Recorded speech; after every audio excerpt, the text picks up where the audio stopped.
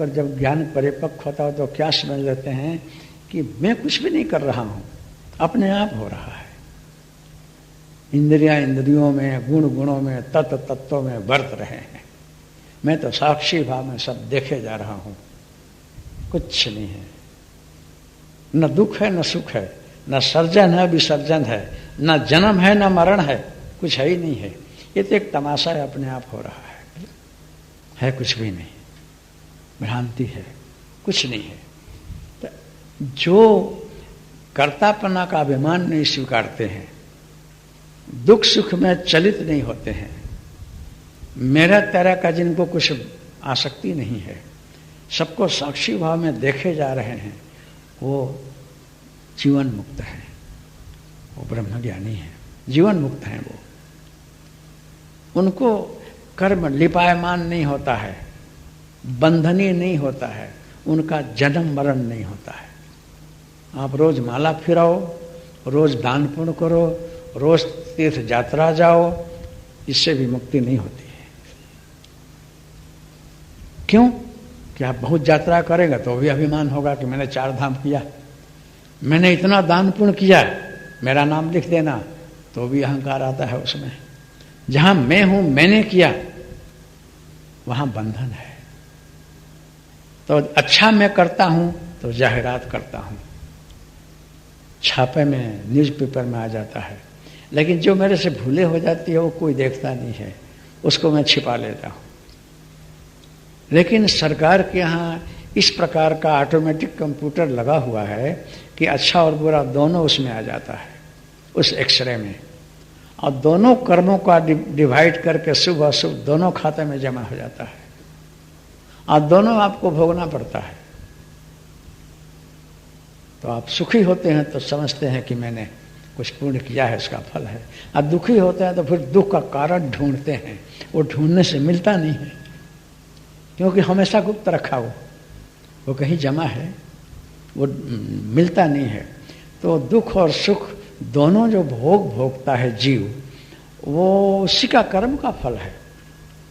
कोई सुख दुख देता नहीं है, अपने कर्म का फल है वो भोगता है। लेकिन उसको ज्ञान न होने के कारण किसी को निमित्त बना लेता है कि इन्होंने मेरे को दुख दिया, इन्होंने सुख दिया, इन्होंने मारा, उन्होंने गालियाँ दी, उन्होंने ऐसा किया। तो जीवात्मा ऐसा किसी पर थोप देता है अपने कष्ट का कारण, क्योंकि ज्ञान नहीं है। लेकिन शास्त्र ने इसीलिए बारंबार समझाया है कि अगर रामचंद्र जी का वनवास हुआ और सीता जी का हरण हुआ, रामचंद्र ने विलाप किया, इसका कारण क्या? स्वेच्छा, परेच्छा, अनिच्छा, 3 प्रारब्ध है। तो रामचंद्र जी ने स्वेच्छा प्रारब्ध स्वीकारा है, नारद जी का श्राप स्वीकार लिया। इस श्राप के कारण रावण का वध करना है या जगत का कल्याण करना है। लेकिन रामचंद्र जी को ख्याल है कि मेरा वनवास क्यों हो रहा है, सीता का हरण क्यों हो रहा है, मैं विलाप क्यों कर रहा हूं, उनको खबर रहा।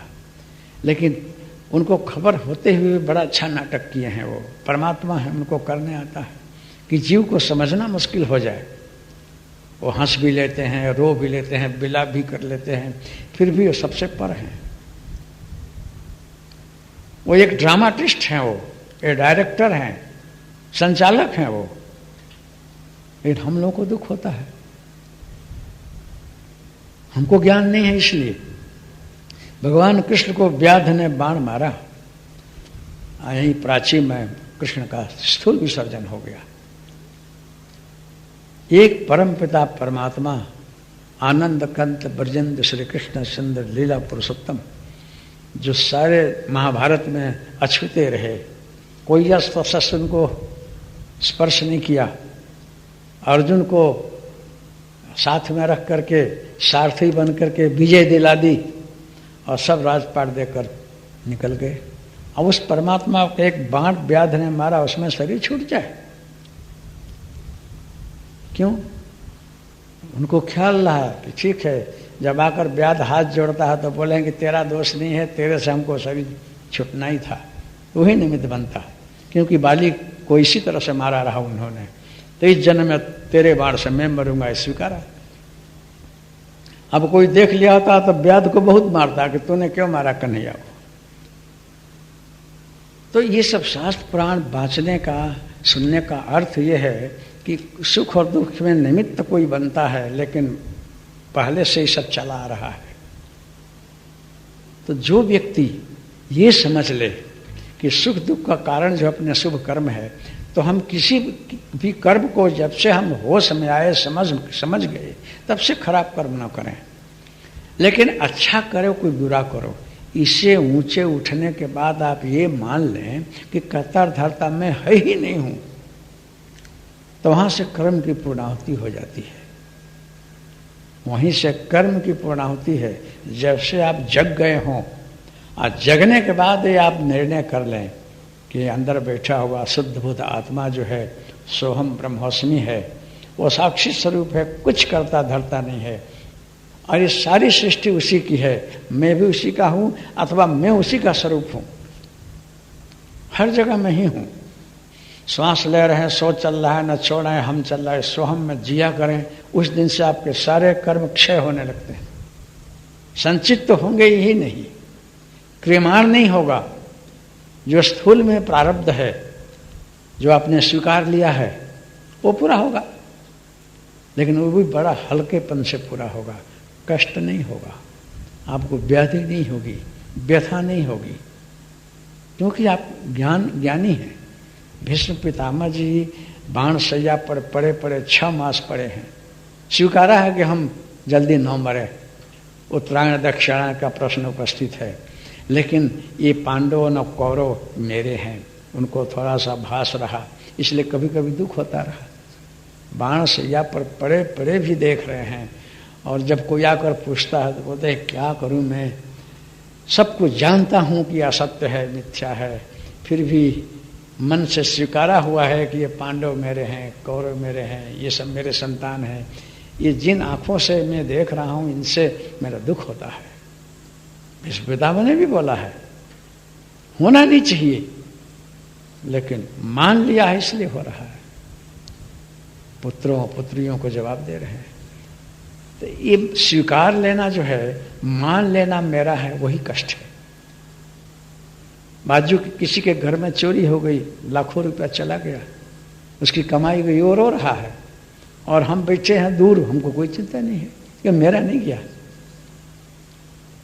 मेरा गया होता तो हमको भी दुख होता। हमारे घर में कोई मर जाता है, शरीर छोड़ देता, हम बहुत रोते हैं, लेकिन पड़ोसी है वो थोड़ा विलाप करता है, क्योंकि साथ में उठता बैठता रहा, थोड़ा कनेक्शन है, इसलिए थोड़ा सा असर उसको होता है।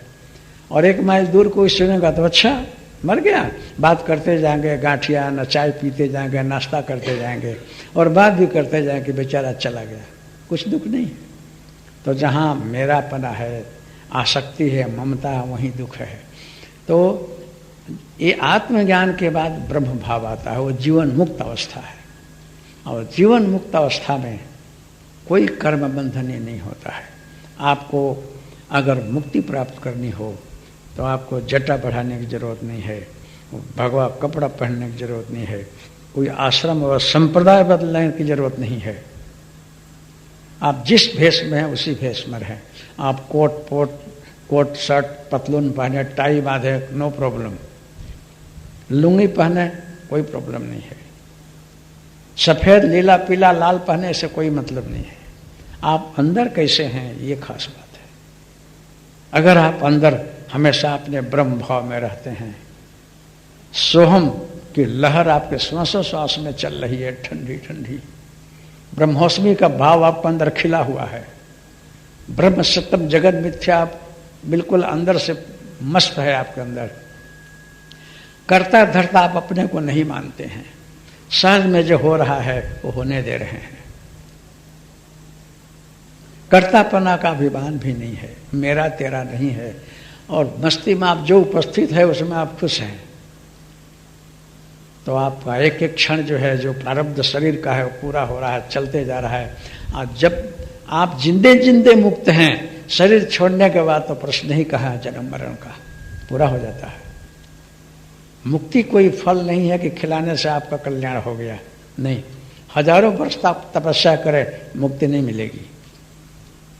स्वर्ग मिलेगा, स्वर्ग मिलेगा, वैभव मिलेगा, संपत्ति मिलेगी, मुक्ति नहीं मिलेगी। क्योंकि आपने पुण्य किया है तो ले लो, उतना फल आप ले लो। लेकिन मुक्त पुरुष बनना हो तो साक्ष्य और दृष्टा भाव बहुत जरूरी है। आप मत जप करो, कोई जरूरत नहीं है। तीर्थ धाम में मत जाओ, कोई जरूरत नहीं है। भगवान को बाहर ढूंढने की जरूरत नहीं है। जथा पिंडे तथा ब्रह्मांडे के सिद्धांतानुसार जो है आपके शरीर के अंदर ही सारी सृष्टि बड़ी पड़ी है। आप सोहम में मस्त रहो, जहाँ रहो तहाँ मस्ती में रहो, पूरा हो गया आपका काम। लेकिन ये संपूर्ण ये तत्व आपके अंदर नहीं उतर जाता है, इसको पकड़ नहीं लेते हैं, तो कहीं कहीं आप चलते चलते विश्व के रास्ते में लपट जाते हैं। किसी से सुन लिया कि भागवत सुन लो तो मुक्ति मिलेगी, कोई बोला ये जप करो तो कल्याण हो जाएगा, कोई बोले हवन करो तो ऐसा हो जाएगा, तो आपको वो भी मन दिए चलो वो भी कर लूँ। अब वहाँ पर इच्छा हो जाती है कि हमको ये चाहिए वो चाहिए।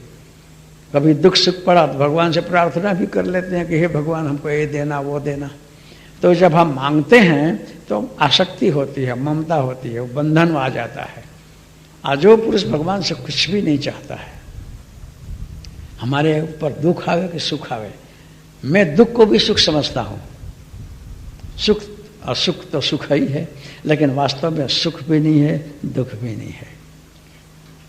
देखा जाए तो एक व्यक्ति को गुमराह हो गया है और डॉक्टर्स को पकड़ करके फुहारा मार के चाकू लगा रहा है। दूसरे को देखने में लगेगा कि डॉक्टर कैसे उनको चक्कू मार रहे हैं, लेकिन चक्कू जो है वो चक्कू नहीं है, उसका निदान कर रहे हैं।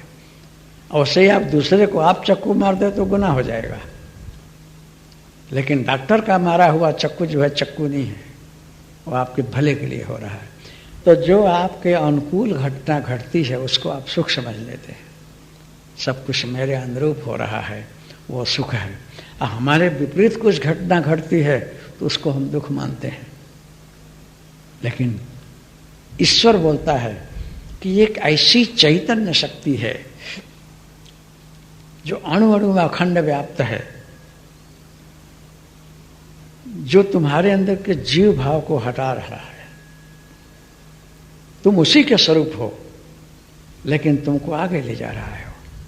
हमारा पुत्र है, बिल्कुल बच्चा है, वो घोड़िया में झूल रहा है मेरा ही स्वरूप। लेकिन जब तक उसको बड़ा ना हो जाए तब तक उसको हमको ध्यान देना है। बड़ा हो जाएगा तो फिर वो स्वतंत्र है। वो इसी प्रकार से जो गुरु तत्व है, सदगुरु तत्व है, जिसको अपना लेता है 24 घंटे उसको तरफ दृष्टि रखता है और उसके जीव भाव को, बालपना को, अज्ञान को हटाता है। वो बालपना मतलब अज्ञानता, और अज्ञानता को हटाते जाएगा और उसको बड़ा करते जाएगा और धीरे धीरे अपने स्वरूप में कन्वर्ट कर देगा। फिर वो विलीन हो जाता है, बोलता है कि अब तेरे में मेरे में कोई भेद नहीं है, जो मैं हूं वही तू है।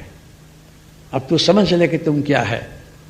तेरे को भी ये ज्ञान हो गया कि तू तत्व नहीं है, गुण नहीं है, प्रकृति नहीं है, अंतःकरण चतुष्टय नहीं है, तुम आत्मा परमात्मा है। अब तेरे को ज्ञान हो गया, अब मेरी जरूरत नहीं है। जब तक जीव को एक ज्ञान नहीं होता है तब तक गुरु पीछे पीछे रहते हैं। लेकिन यही बोलते हैं कि तुम जो है कोई भी कर्म करो, अच्छा है तुम करते हो, किसी जीव को खिलाओ, किसी को दान दो, पुण्य दो, सब कुछ करो, लेकिन मैं कर रहा हूं और बहुत अच्छा कर रहा हूं, इसका पुण्य मुझे मिलेगा, ऐसा मत सोचो। ऐसा सोचेगा तो जन्म मरण का चक्कर जो है लंबा होते जाएगा, क्योंकि जो दे रहा हो तेरे को फिर मिलेगा। जब तेरे को नहीं चाहिए ऐसा बोलेगा और केवल मेरा फर्ज है, मेरा कर्तव्य है करना, कर्तव्य किए जाओ और कर्तव्य का फल और जो कुछ है सब परमात्मा को दिए जाओ। कर्मण्येवाधिकारस्ते मा फलेषु कदाचन। कर्म करो, फल की अपेक्षा मत रखो, लेकिन वो फल तो तुझे मिलेगा ही। लेकिन वो भी नहीं चाहिए तो आप जीवन मुक्त है, फिर आपको बंधन नहीं है। इसलिए भगवान ने शास्त्रों में, संतों ने हर जगह बोला है कि तुम निमित्त मात्र बनो। निमित्त मात्रम भव सव्यसाचिन, गीता में भगवान ने बोला है कि अर्जुन तेरे को निमित्त बनाना चाहता हूँ और निमित्त बना कर सब महाभारत का सब काम करा कर तेरे को जश देना चाहता हूँ। कहे कि ठीक तो है, अगर आप मुझे पकड़ लिए हैं, जश देना चाहते हैं तो मैं करूंगा, लेकिन इतने लोगों की हत्या करूंगा तो हमको पाप नहीं लगेगा, दोष तो लगेगा। कहे कि तू समझ नहीं रहा है, तेरे को मैं निमित्त शब्द का प्रयोग कर रहा हूं, जब तू मारेगा तो पाप लगेगा, तेरे को तो खाली निमित्त बनना है, करने वाला तो परमात्मा है। तो जहां मैं कर रहा हूं, हूं है, मेरा है, वही गर्भ बंधन होता है, और वहां वो नहीं है तो तेरे को कोई बंधन नहीं है। सर्वधर्मान परित्यज्य मामेकम शरणम व्रज अहम तम सर्वपापेभ्यो मोक्षयिष्यामि मा शुचि। मतलब इंद्रिय से, मन से, चित्त से, बुद्धि से, सबसे जो कर्म हो रहा है सबका त्याग कर, सभी कर्मों का त्याग कर, धर्म सब छोड़ दे, इंद्रिय धर्म, मन, चित्त, बुद्धि, धर्म जो कर्म कर रहे हैं सबका त्याग कर दे, मेरे को समर्पित करते जा कि तुम करा रहे हो, मैं तो किए जा रहा हूं, साक्षी रूप में मैं हूं, मैं करता रहता मैं नहीं हूं। ये भाव रखेगा तो इतने अक्षौणी सेना को मार कर भी तेरे को पाप नहीं लगता है, दोष नहीं लगेगा, तो मुक्त है, तेरे को कोई बंधन नहीं है। तो शास्त्र बोलता है कि अगर किसी को मुक्ति प्राप्त करनी हो, आवागमन का चक्कर से छूट जाना हो, तो हृदय ज्ञानान मुक्ति है, ज्ञान अवस्था में जिए उसको मुक्ति मिलती है। ऐसे आप सारे गीता, भागवत, रामायण रोज सुना करो, और सुन करके जप करो, तप करो, दान पुण्य करो, और छापा में आपकी जाहिरात आवे, अंदर से आप प्रसन्न रहें, तो आपको फिर इसका फल मिलेगा, लेकिन मुक्ति नहीं मिलेगी। मुक्ति प्राप्त करनी हो तो हमेशा श्वासोश्वास में सोहम चल रहा है, ब्रह्मोस्मि, इस भाव में रहिए।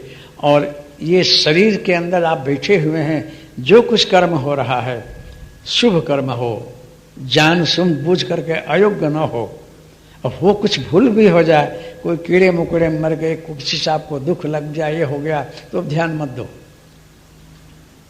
वो करता धरता परमात्मा है, मैं नहीं हूं। आप जज हो, किसी को फांसी दे दिया, पुलिस वाला है तो किसी को मारा भी, और उसमें आप ज्ञानी पुरुष हैं जनक के तरह से, तो आपको पाप नहीं लगेगा, क्योंकि आपने अपना फर्ज निभाया, कर्तव्य निभाया, कर्तव्य निभाने में दोष नहीं लगता है।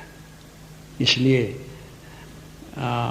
जीवन मुक्त स्थिति में रह करके कर्म किया जाए, और कहीं भी हूँपना न आवे, और सहज में सब होता रहे, तो आप हमेशा मुक्त हैं, और आपको कुछ चिंता करने की जरूरत नहीं है, कहीं जाने की जरूरत नहीं है, माला फिराने की जरूरत नहीं है, हमेशा आप ब्रह्म में हैं, हर जगह उसी को निहार रहे हैं, सब सोहम में है, सारी सृष्टि ब्रह्म में है।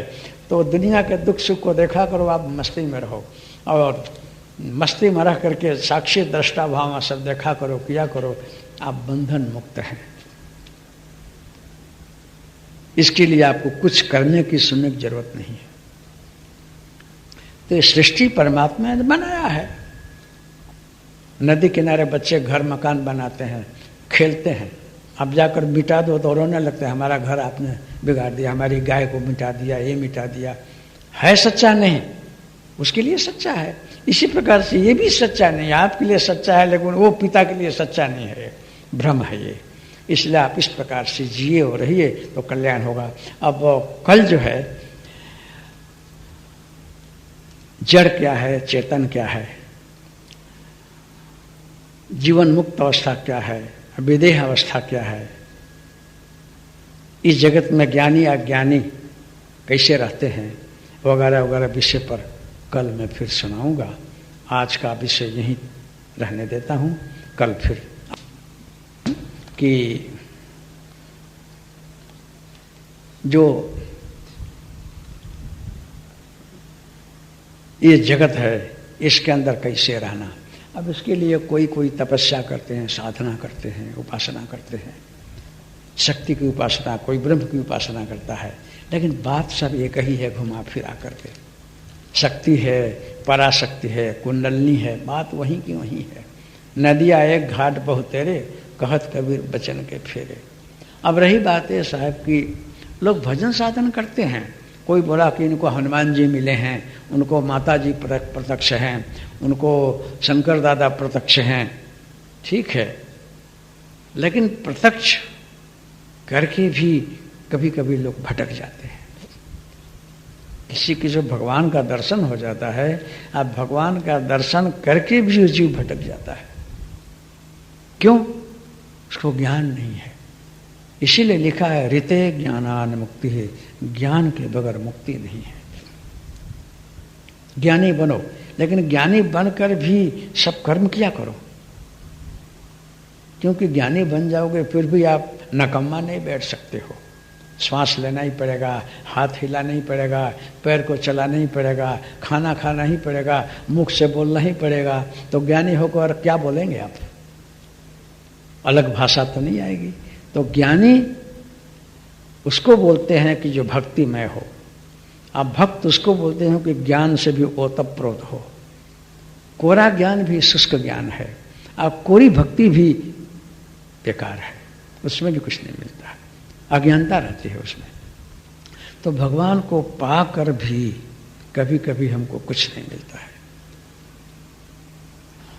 त्रिपुरासुर है, रावण है, कंस है, जितने बड़े बड़े दैत्य हुए हैं, वो निशाचर है, मद्यपान करने वाले, मांस खाने वाले, सबको हिंसा करने वाले, रागत द्वेष से भरपूर,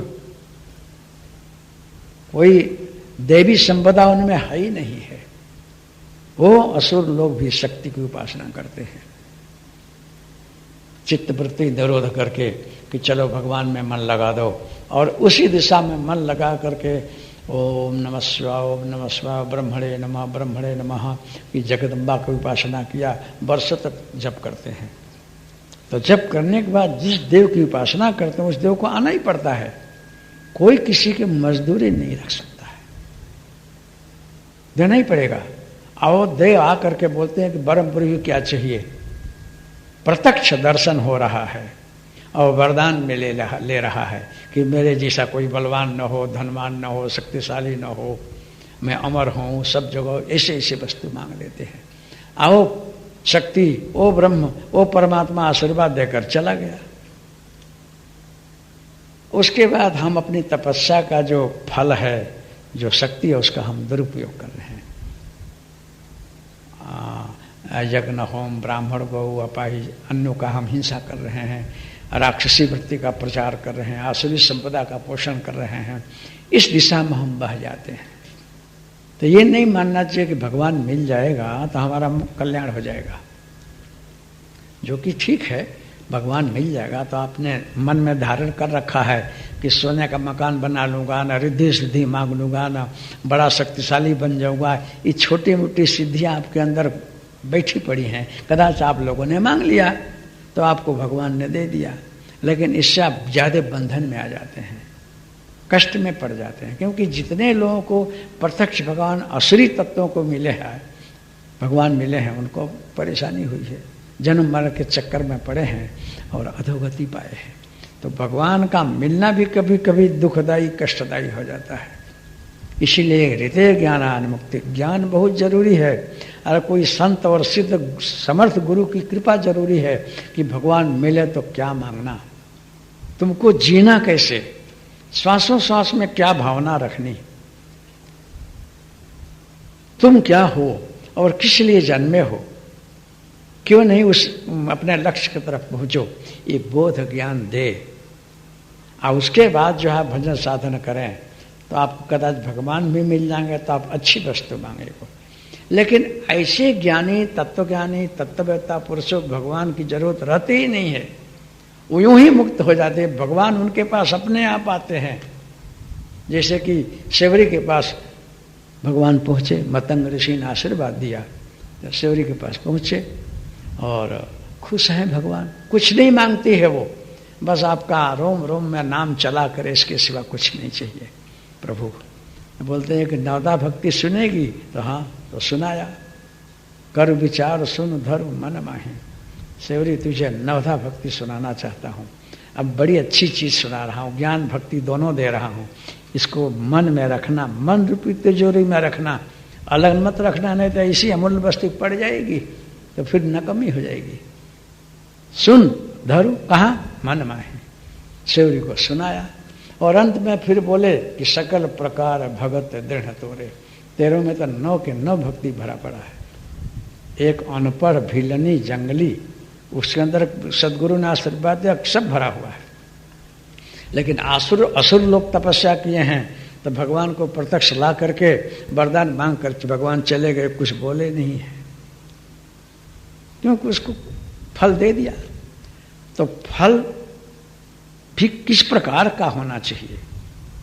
तो जिसको ज्ञान होता है और भक्ति दोनों होती है, वो व्यक्ति सही रास्ते चलता है, अच्छी वस्तु मांगता है, अरागत द्वेष से पर होता है, हिंसा से अलग होता है, और हूँ और तू से अलग होकर के आत्मज्ञान में साधना करता है और जीवन मुक्त अवस्था, विदेह मुक्त अवस्था पाकर अपना कल्याण करता है।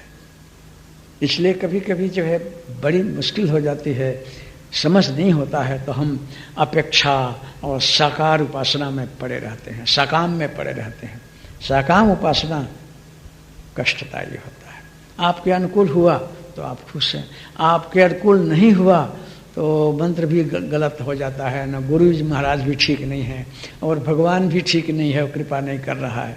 हम ये नहीं समझते हैं कि हमारे कर्म का ही फल है, हो जाता है। ये बड़ों को भ्रम में डाल देता है, दुख सुख हानि लाभ, हूँ तू मेरा तेरा, सबको भ्रम में डाल देता है। इसीलिए जगह जगह पुराणों में चर्चा आती है, पांडव लोग भी दुखी हो गए हैं कि आपके रहते हुए भी ऐसा क्यों। शास्त्रों में हर जगह घटना घटी है, भगवान ने समझाया है कि भाई मेरा इसमें कुछ नहीं है, तेरे कर्म का फल है। शुभ अशुभ जो कर्म फल है जब उदित होता है, उदय होता है, तो अपने अनुरूप फल देता है। तो उस फल को न समझने के कारण दुख सुख होता है। लेकिन ज्ञानी पुरुष दुख में सुख में, अनुकूलता में प्रतिकूलता में, हानि में लाभ में, दोनों में स्वस्थ रहते हैं, चलित नहीं होते हैं और सब में आनंद मानते हैं। क्यों? वो करता धरता रहे ही नहीं, साक्षी हैं, दृष्टा भाव में जी रहे हैं, सोहम ब्रह्मोस्मी में जी रहे हैं। उनको असर नहीं हो रहा है, पहले रहा अब नहीं है। इसलिए भगवान का दर्शन भी कभी कभी लाभदायी नहीं होता है।